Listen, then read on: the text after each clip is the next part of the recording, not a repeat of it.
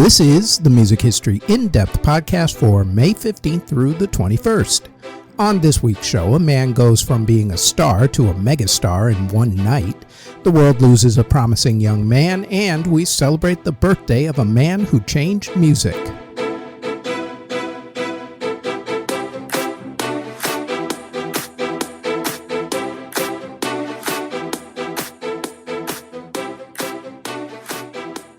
This show goes more in depth about some of the events that we put on our daily podcast, the Music History Today podcast, which drops every single day, including weekends, wherever you get your podcast from. Now, on to this week's episode.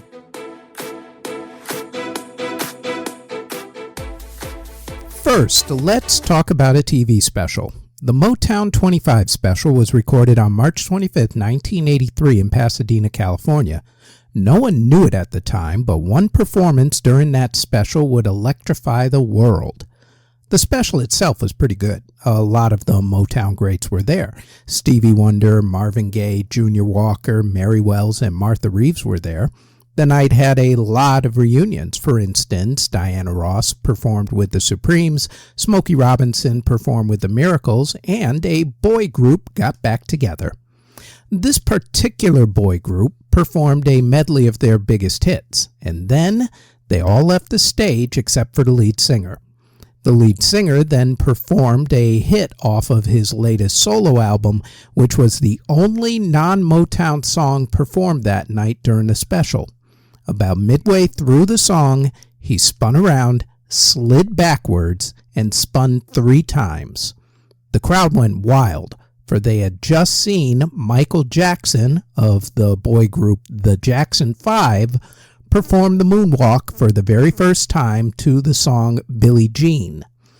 Now, the Moonwalk itself was not a new dance. People had been doing versions of it for years. In fact, if you watch old videos of 80s b-boy breakdancers, they did what was known back then as sidestepping. Michael actually learned how to do it from 2 dancers who had done it on the TV show Soul Train. He just took it to a whole other level and did his version of it. By the time this special was recorded, his album Thriller had been out for about 5 months and was doing okay but not spectacular on the pop charts. The first single, The Girl Is Mine, with Paul McCartney, had performed pretty well. Billie Jean was the second single and was finally getting some airplay on MTV, but it wasn't a huge smash hit quite yet. Also, there was no internet to speak of at the time and no social media, so word hadn't gotten out about Michael's performance in March. That all changed on May 16, 1983, when the Motown special premiered on NBC television, which was a Sunday night. I know, because I was watching. Before that night, Michael was a popular artist with a bunch of hits with his brothers, the Jackson 5, and a few solo hits like Don't Stop Till You Get Enough and Off the Wall. After that night, Michael Mania was born. All anybody could talk about was Michael's performance the next day, and especially the Moonwalk. Billie Jean quickly went up the charts to number 1. His follow-up, Beat It, boosted by an extremely popular music video, became another number 1 smash. The album Thriller started selling like crazy. Some weeks it sold over 1 million copies per week. In 1984, Michael won 8 Grammy Awards for the album, at that time a record number. Today, Thriller is the biggest selling album of all time worldwide with sales of 65 million worldwide, a record that will probably never be broken. And it all started on the night of May 16, 1983, when the Motown 25 TV special was shown on NBC television. Next, there are certain times when politics and music collide. Most times it's when something bad happens. For instance, when a mass shooting, a suicide, or violent crime occurs, politicians will usually blame alternative, heavy metal, or hip-hop for the trouble instead of the underlying conditions. Music tends to be a politician's convenient scapegoat to virtually anything these days. Music plays into just about every culture war there seems to be lately. This next example, though, is a little different because this incident started something in political circles that's become its own meme of sorts. Sister Souljah is an author who, back in the early 1990s, became a member of the rap group Public Enemy with Chuck D and Flavor Flav. She did a lot of the speaking intros on their albums, such as Apocalypse 91, The Enemy Strikes Black. On May 13, 1992, as the Los Angeles riots were going on, Sister Souljah gave an interview to the Washington Post. Concerning the rioters, Sister Souljah said, quote, "If black people kill black people every day, why not have a week and kill white people?" End quote. On May 18, 1992, that comment became public and was met with widespread condemnation, and justifiably so, to be completely honest with you. Conservative politicians saw it as an opportunity to condemn not just Sister Souljah, but yet again, rap music in general. See, rap music still had not gained the complete mainstream following at that point that it has now. Gangster rap was a major target for conservatives, as artists like Ice-T, Body Count, and NWA, to be blunt, scared the hell out of them. So everybody right up to President George H.W. Bush used the music to demonize one sector of the population in order to appeal to their base. 1992 was a presidential election year after all, so what Sister Souljah said played right into their plans. Here's where the twist comes in. Democratic presidential candidate Bill Clinton also saw this as an opportunity. Clinton's nickname at the time was Slick Willie, and that nickname lasted throughout his entire presidency. You think Donald Trump has issues these days? Old Slick Willie had plenty of them, let me tell you. From questionable business dealings to alleged multiple affairs, among other scandals that seemingly continue to this very day, Jeffrey Epstein. Anywho, at this particular time in 1992, Clinton was dealing with an extramarital affair scandal that threatened to derail his presidential bid, even though he was the presumptive Democratic nominee at that point.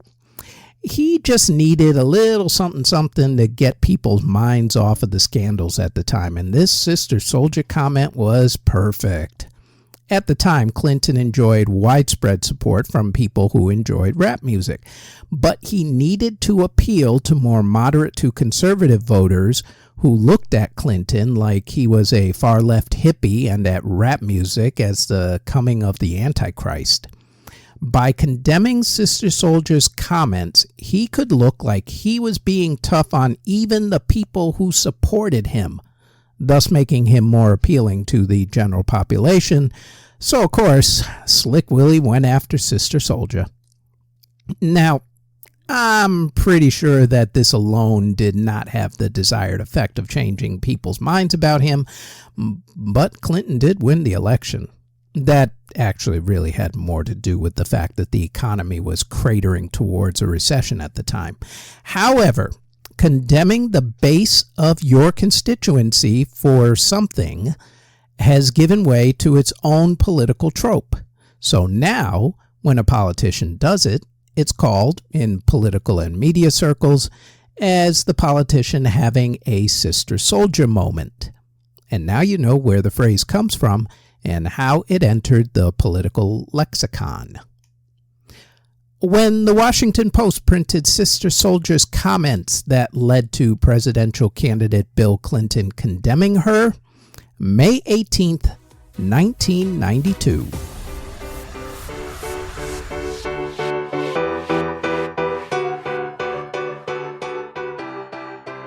Before we go any further, we'd like to tell you about our other podcasts. The Music History Today podcast goes over the daily events in music history and drops daily, including weekends, on YouTube and wherever you get your podcasts. There's also the Music Halls of Fame podcast, which talks about a member of the Rock and Roll Hall of Fame, along with other Music Halls of Fame's museums and walks of fame. The Music Halls of Fame podcast drops every Thursday and can also be found on YouTube and wherever you get your podcasts. Now, back to this podcast.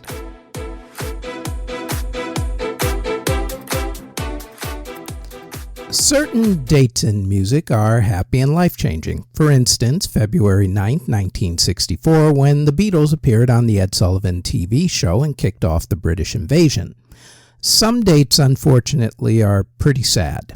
February 3rd, 1959, when the plane that Buddy Holly, the Big Bopper, and Ritchie Valens were in crashed, immortalized as the day the music died. April 5th is a sad day for fans of 90s grunge music, as that was the date when Kurt Cobain of Nirvana and Lane Staley of Alice in Chains died, exactly 8 years apart. May 18th turned into one of those days, as two men took their own lives in the exact same way, exactly 27 years apart. Both left us far too soon, and both left behind an amazing legacy of music that still lives on. Let's talk about the first one. Ian Curtis was born in England on July 15, 1956. As a child, he was very gifted, especially as a poet. Unfortunately, he was also very bored in school and constantly got into trouble. He was caught shoplifting records and also stealing prescription pills from elderly people and selling them to his friends. On June 4th, 1976, Ian went to a Sex Pistols show in Manchester, England. That particular show would impact a lot of people who went. In fact, some of the people who went ended up so inspired that they formed their own bands that went on to change music, such as the Smiths. We'll talk about that concert in another episode in a couple of weeks. But what's particular to this episode is that this concert was where Ian met Bernard Sumner and Peter Hook. They all decided to start a group together, found a drummer for the group, and called it Warsaw Pact, then Warsaw, and then changed its final name to Joy Division. Joy Division had a very brief run of two major label releases. Their music was moody and ushered in the post-punk era of British music. Ian's style was quiet and his dancing was a bit strange, but people couldn't stop looking at him on stage.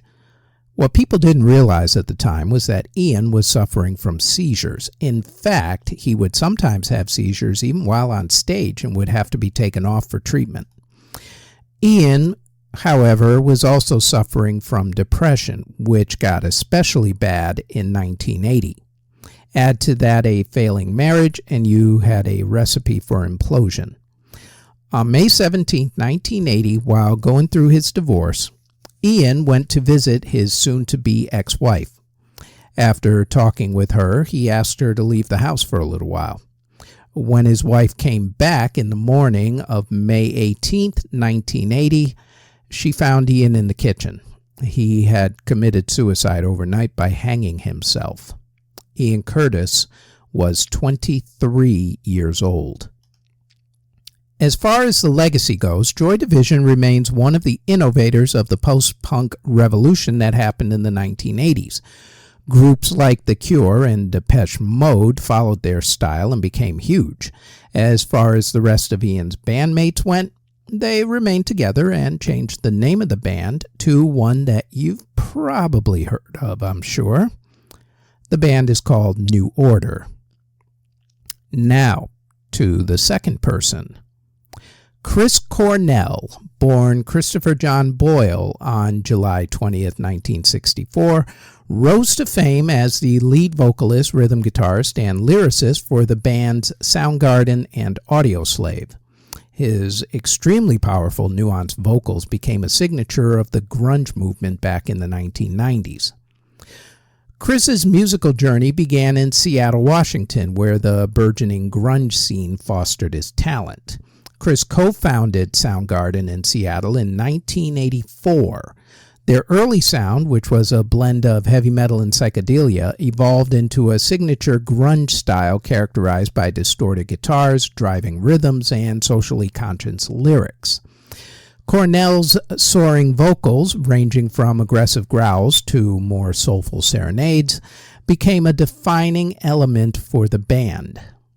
Soundgarden gained critical acclaim in the late 1980s, releasing influential albums such as Ultra Mega OK and Louder Than Love. The band's commercial breakthrough came in the early 1990s, coinciding with the rise of grunge. Their album, Bad Motorfinger, featured the iconic singles Outshined and Rusty Cage, solidifying their place among grunge's Big Four alongside Nirvana, Pearl Jam, and Alice in Chains. Cornell's songwriting often delved into themes of alienation, addiction, and societal ills. Singles like Black Hole Sun and Spoon Man showcased his ability to craft catchy hooks with cryptic, thought-provoking lyrics. Soundgarden broke up originally in 1997 with the usual creative differences. Cornell then joined up with former Rage Against the Machine members when their lead singer, Zach De La Rocha, left the group. Together, Chris and Rage formed the group Audioslave, achieving further critical and commercial success. In 2010, Soundgarden reunited, embarking on tours and releasing new music. Despite his achievements, though, Chris battled a personal demon, same as Ian, depression. He openly discussed his struggles with substance abuse, a challenge he overcame, but one that would resurface later in life. On May 18th, 2017, Chris Cornell was found dead in his Detroit hotel room just hours after playing his last show with Soundgarden. The official ruling was suicide by hanging, same as Ian Curtis. His death, though, sparked a lot of debate. Well, because while his history with depression was well known, his family disputed the whole suicide narrative. A lawsuit alleged that prescription medication might have played a role in his decision to hang himself. That theory is very conceivable, depending on which prescription drugs he was taking at the time. The music world was rocked by Cornell's sudden death. It would unfortunately lend itself to at least one more musical death, when Chris's good friend, who was distraught over Chris's death and who also suffered from depression, lead singer Chester Bennington of the group Linkin Park, hung himself literally 2 months later on what would have been Chris's 53rd birthday, July 20th, 2017. Chester Bennington was 41 years old at the time. Chris Cornell is remembered as one of the greatest rock singers of all time, a lyricist who plunged emotional depth and an artist who defied genre limitations. Despite the personal struggles that ultimately led to his passing, Chris Cornell's legacy with Soundgarden remains undeniable and untouchable. Their music continues to inspire generations of musicians and rock fans, a testament to the enduring power of his voice and the band's groundbreaking sound. And honestly, they should all be into the Rock and Roll Hall of Fame, along with Joy Division and New Order, but I digress. Chris's music and his voice continues to be a testament to a life that was tragically cut short, but forever etched in the annals of rock history. The death of Ian Curtis of Joy Division, May 18th, 1980. The death of Chris Cornell of Soundgarden and Audioslave, exactly 27 years later, May 18th, 2017.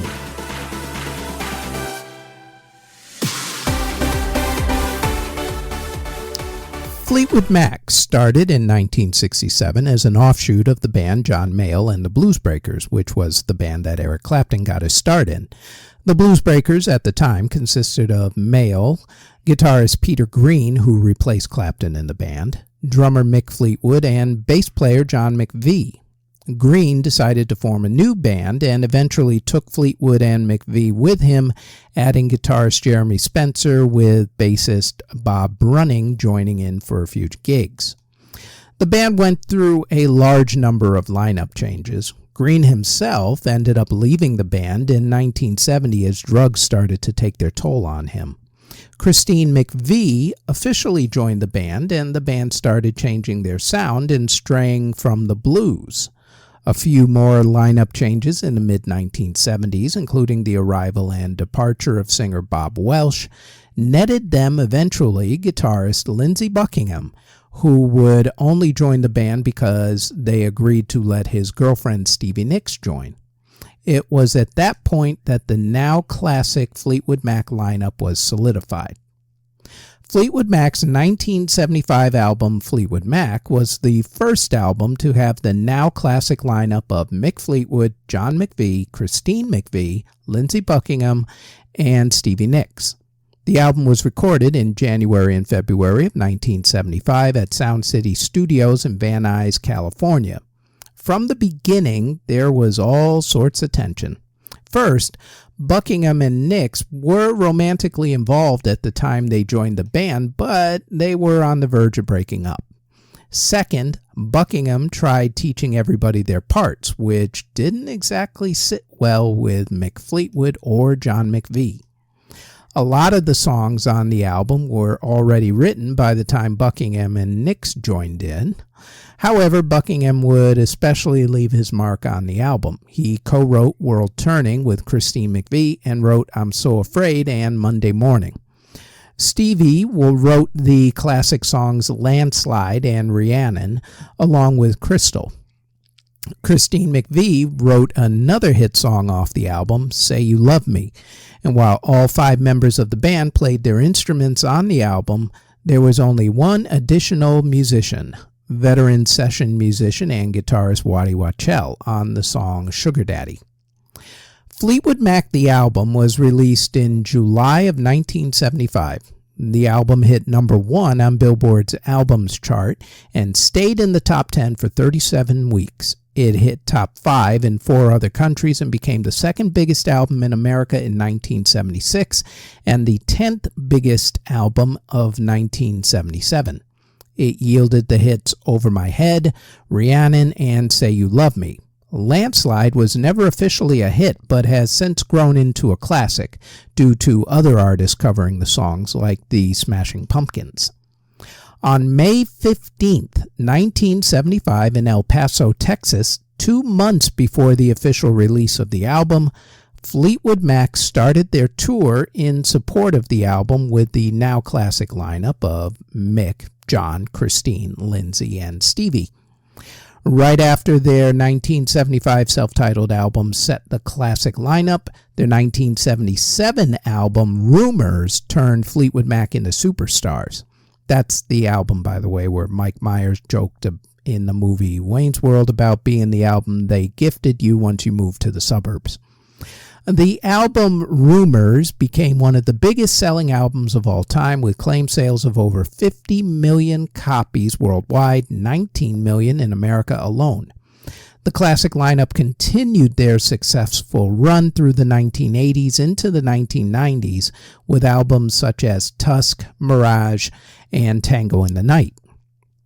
The band saw the classic lineup break up, do successful solo projects, especially Lindsey Buckingham, who had the hits Holiday Road, Go Insane, and Trouble, and Stevie Nicks, who was inducted into the Rock and Roll Hall of Fame for her solo career.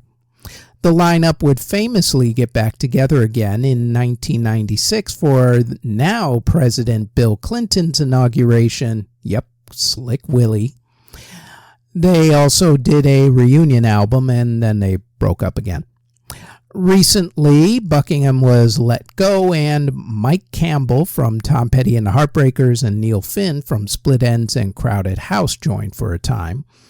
But despite pleas from the public to get the classic lineup back together again, those dreams unfortunately came crashing down on November 30th, 2022, when Christine McVie passed away at the age of 79 from a stroke that was caused by cancer.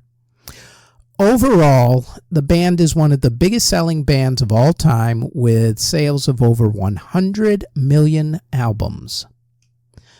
The classic Fleetwood Mac lineup played their first concert together in El Paso, Texas on May 15th, 1975. Next, The Police were one of the biggest bands to come out of the post-punk era in England. Their mixture of pop, punk, and reggae, along with thoughtful lyrics, gave them 5 multi-platinum albums and scores of hits.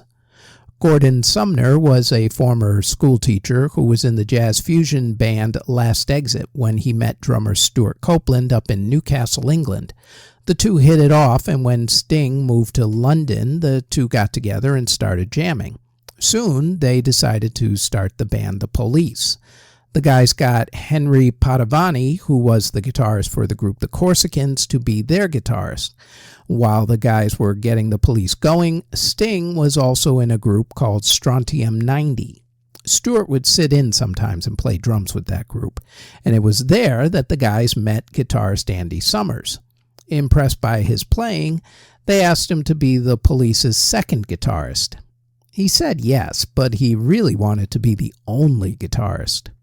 Sting and Stuart weren't exactly thrilled with kicking Henry out of the band, but after a couple of gigs as a quartet, Henry was eventually let go, unfortunately for Henry.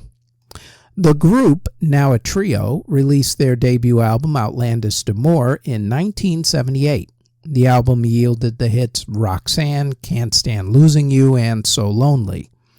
The first 2 hits were sort of banned by the BBC, which is to say that they couldn't be played at certain times of the day. No matter, the songs were big hits because how much street cred can a new band get than to being banned by the BBC of all things?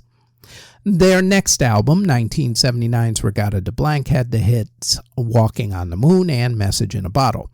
While the album hit number 1 in Great Britain, they were hard-pressed to find much success in America. Outlandish only got top 25 on the Billboard Albums chart, while Regatta didn't even crack the top 40. The band finally broke through in America with the 1980 album Zenyatta Mondata. That album had the top 10 American singles Da Do Do Do Da Da Da Da and Don't Stand So Close to Me. What helped the album at this point was MTV, which had just come onto the scene by that point. The Police's music videos gave them the exposure they needed to crack the American market.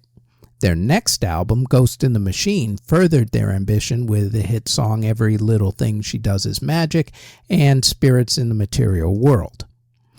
The Police really hit their peak with their next album, which was Synchronicity. The lead single from that album was written by Sting. It is one of the most misunderstood songs in rock music history. Not for its words, but for its subject matter.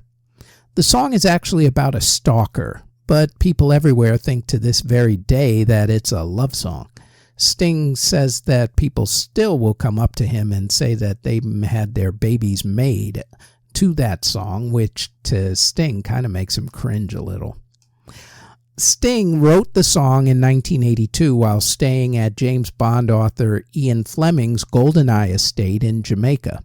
Sting was going through a divorce at the time, but says that he was also thinking about government and media surveillance. He only realized after the fact how creepy the song sounded, even though it sounded like a love song. Sarah McLachlan actually had the same problem with her song Possession, which is actually about a man who stalked her before he took his own life. But it still, to this day, sounds like a love song. The demo of the song was recorded at Utopia Studios in London, England. It was then worked on between December 1982 and February 1983 at George Martin's Air Studios on the island of Montserrat, where they were working on the Synchronicity album. Hugh Padgham did producing duties for this album. They tried the song out in a bunch of different styles before settling in on the final pop version.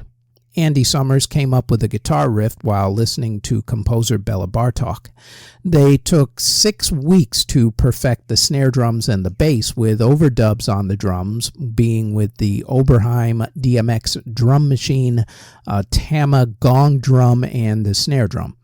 The piano was added to the bridge part to give the song that little extra added punch that it needed. The music video also helped this song achieve its popularity. Directed by Godley and Cream, the video is a black and white video that uses a lot of shadow effects and imagery. The music video turned out to be one of the most recognizable music videos ever to be made and won a lot of awards. The song itself was released on May 20th, 1983 and raced up the charts, landing at number 1. It was nominated for 3 Grammy Awards. Unfortunately, it ran into a buzzsaw of an album and a ton of songs by Michael Jackson and Thriller, which we talked about earlier. And that album ran roughshod over the various award shows that upcoming award season, which virtually locked out this album and this song. The song had further life when Sean Combs heavily sampled the song for his tribute song to the Notorious B.I.G. titled I'll Be Missing You. Sting even graciously sang the song with Sean during a Grammy ceremony. What was Sting not so gracious about, and rightfully so? The fact that Sean Combs sampled Sting's song without Sting's permission. Combs has to give up royalties on the song, which last figure I saw meant that Sting was making $2,000 every single day on average just from Combs's version, let alone the Police's original song. For those of you trying to do the quick math in your head, that means that Sting makes $730,000 a year in royalties just from Combs's version of the song. Just because Combs didn't ask first to use the song. And there's a lesson in there for you budding DJs and artists and producers. Don't steal someone's song. Do the professional courtesy thing and at least ask first. The song has been estimated to contribute to at least a quarter of all of Sting's song royalties and is one of the most played songs on radio, even to this day. The Police broke up after their Synchronicity tour due to infighting, shocker, especially during the making of this particular song, but they did get back together for a 151 concert reunion tour in 2007 and 2008, and they are still considered one of the greatest bands of the 1980s. The Police's iconic song, Every Breath You Take, released on May 20th, 1983. Finally, we celebrate the life of Jeffrey Ross Hyman. Who's Jeffrey Hyman? Well, he was born in Queens, New York. Like a lot of kids, Jeffrey grew up an outsider, but always wanting to play in a rock and roll band. He idolized Pete Townsend of The Who. Once out of school, in 1972, Jeffrey joined a band called Sniper. He was in the band for a couple of years until 1974, when he left to start his own band with a few of his friends from the old Queens neighborhood. They played clubs on the Lower East Side of Manhattan. One club in particular would help them and a few other bands become some of the most influential bands in music. The group had a string of albums and started the American punk music scene. At that point, the poster boys or punk, the Sex Pistols, hadn't broken through quite yet. So, together with these other bands at this particular club, they became legends. The group even played Lollapalooza in 1996, which would turn out to be their final performance. Jeffrey passed away 5 years later. If you want to look for the club where the band made its name, its location is now a clothing store, which actually did the club justice by keeping a lot of the decorations intact. The club's names rights were bought and reopened in, of all places, Las Vegas. The club, CBGB's. All of the members of this band have since passed on, all way too young. The music scene that Jeffrey's band ruled is still out there. In fact, one of the groups, Blondie, is still going strong to this day. The other groups are still milling about in one form or another. Iggy Pop and the Stooges, the members of the Talking Heads, and such. If you would like to visit Jeffrey's gravesite, you can actually find it over in New Jersey under the name Hyman. Do not go looking for it under the name you know Jeffrey Hyman as. Joey Ramone of the legendary punk rock group The Ramones, who was born on May 19th, 1951. And that is it for the Music History In-Depth podcast for May 15th through the 21st. Thanks for listening.